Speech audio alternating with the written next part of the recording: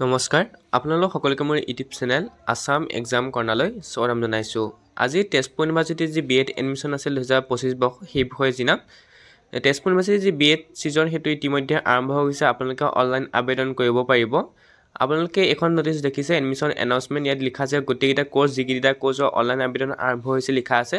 ইয়াত যিটো বিএড লিখা আছে বিএড দুই ধৰণৰ এডমিশ্যন হ'ব, এটা হৈছে TUEE আৰু এটা হৈছে CUET, অৰ্থাৎ আপোনালোকে তেজপুৰ ইউনিভাৰ্চিটি এণ্ট্ৰেন্স এক্সাম আৰু কমন ইউনিভাৰ্চিটি এণ্ট্ৰেন্স এক্সাম দুইটা এক্সাম দি আপুনি বিএড এডমিশ্যন ল'ব পাৰে।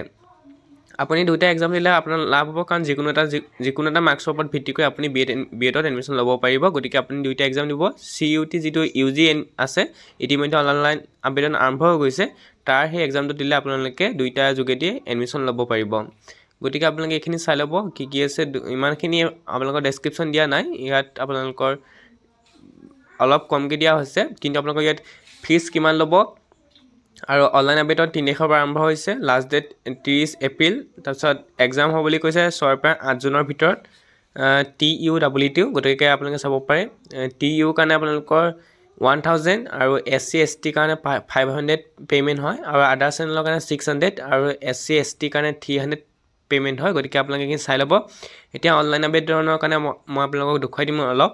অনলাইন আবেদন কৰিবৰ কাৰণে তেজপুৰ ইউনিভাৰ্চিটি অফিচিয়েল ৱেবছাইটত অহাৰ পিছত এডমিশ্যন নটিচতে ক্লিক কৰিব। ক্লিক কৰাৰ পিছতে দেখিব নটিফিকেশ্যন, তাৰপিছত ইয়াত দেখিব এডমিশ্যন ভায়া TUEE, ইয়াত আপোনালোকে এপ্লাই ফৰ এডমিশ্যন TU যোগেদি এপ্লাই কৰিব পাৰিব। তলত CUT আছে, CUT অ'পেন হৈ গৈছে, আপোনালোকে অনলাইন আবেদন কৰিব পাৰে CUET অফিচিয়েল ৱেবছাইটত গৈ, নহ'লে মোৰ ভিডিঅ' দিয়া আছে আপোনালোকে চাব পাৰে।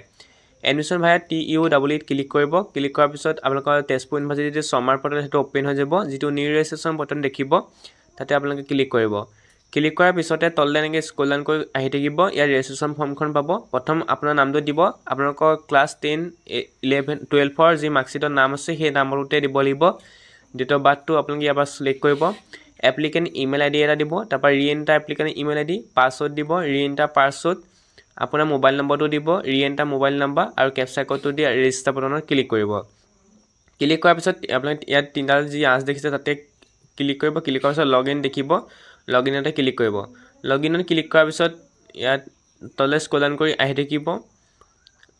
তললৈ স্ক্ৰল ডাউন কৰি আহি থাকিলে আপোনালোকে এইখিনি পাব, পঢ়ি চাব কি কি প্ৰয়োজন আছে। ইয়াত লগ ইনৰ কাৰণে ৰেজিষ্টাৰ্ড ইমেইল ID আৰু পাছৱৰ্ড বিচাৰিছে। আপোনালোকে যেতিয়া ৰেজিষ্টাৰ কৰিব সেই পাছৱৰ্ড আৰু ইমেইল ID দি পেলাই আপোনালোকে কেপচাটো দি পেলাই আপোনালোকে লগ ইন কৰিব পাৰিব।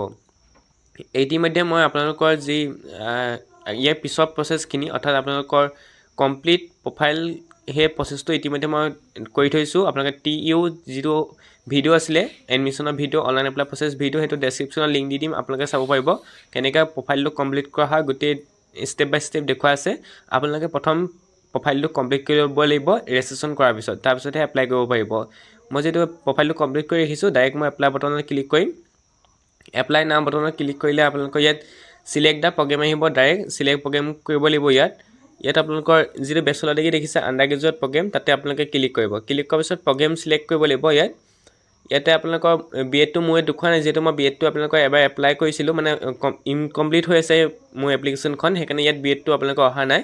সেইকাৰণে ডাইৰেক্ট ইয়াত তললৈ মই স্ক্ৰল ডাউন কৰি ওলাই পৰিছোঁ। ইয়াত ছাবমিট এপ্লিকেশ্যন, গতিকে মই তাতে ক্লিক কৰি দিছোঁ। ইয়াত দেখুৱাই দিম আপোনালোকক কি কি প্ৰয়োজন হয় বিএডৰ কাৰণে। ইয়াত আপোনালোকৰ মই আকৌ এবাৰ দেখুৱাই দিছোঁ আপডেট কৰি পেলাই আপোনালোকৰ কি কি প্ৰয়োজন হ'ব। ইয়াত আপোনালোকৰ প্ৰগ্ৰেম চিলেকশ্যনতে ইয়াত আহিব bachelor degree in any discipline with minimum 55% marks, অৰ্থাৎ আপোনালোকৰ যিকোনো বেচেলৰ ডিগ্ৰীৰ পৰা 55 মাৰ্কছ পাব লাগিব। আপোনালোকৰ SC ST কাৰণে হয়তো ৰিলেক্সেশ্যন থাকিব 5%, সেইটো আপোনালোকে চাব। কিন্তু আপোনালোকৰ জেনেৰেলৰ কাৰণে 55 লাগিবই পাৰ্চেণ্টেজ, গতিকে যিকোনো ডিগ্ৰী হ'লেই হ'ল, আপোনালোকে বিএড এক্সাম দিব পাৰিব। তাৰপৰা আহিলে আপোনালোকৰ প্ৰগ্ৰেম চিলেকশ্যন হৈ গ'ল। তাৰপিছত নেক্সট বটনত ক্লিক কৰিলে আপোনালোকৰ আহিব একাডেমিক ডিটেইলছ। একাডেমিক ডিটেইলছখিনি আপোনালোকে ইয়াত বেচেলৰ ডিগ্ৰীটো ক্লিক কৰিব। তাৰ তলৰ যিখিনি ক্লাছ 10 আৰু 12ৰ ডিটেইলছে, এইখিনি আপোনালোকে মই যিটো ভিডিঅ' দিছিলোঁ আপোনালোকৰ TUEE লৈ যিটো ভিডিঅ' দিছিলোঁ তাতে দেখুৱাই দিয়া আছে। গতিকে আপোনালোকে সেই ভিডিঅ'টো চাই পিছৰ ষ্টেপখিনি কৰি ল'ব পাৰিব।